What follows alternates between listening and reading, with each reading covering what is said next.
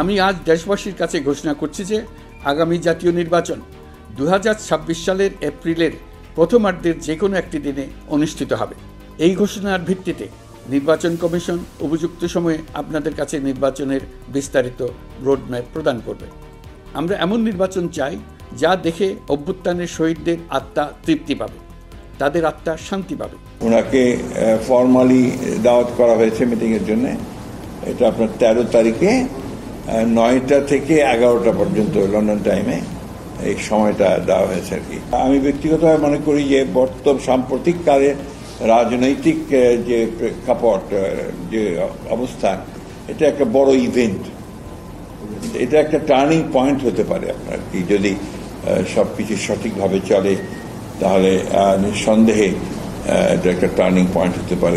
ওই নির্বাচনটা দ্রুত আমরা চাই কি কারণে, যে একটা ইলেক্টেড গভর্নমেন্ট দরকার। যেহেতু আপনার there is no political government, elected government নাই, এবং বিদেশিরা বলছে ইলেক্টেড গভর্নমেন্ট না থাকলে আমরা ইনভেস্টমেন্টই করবো না।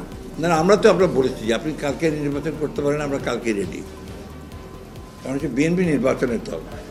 আপনি এর আগের উত্তর আমি বহুবার দিয়েছি আপনার, যে BNP is always ready for election. কারণ এটা নির্বাচনের দল, এটা নির্বাচন করেই ক্ষমতায় যেতে চায়।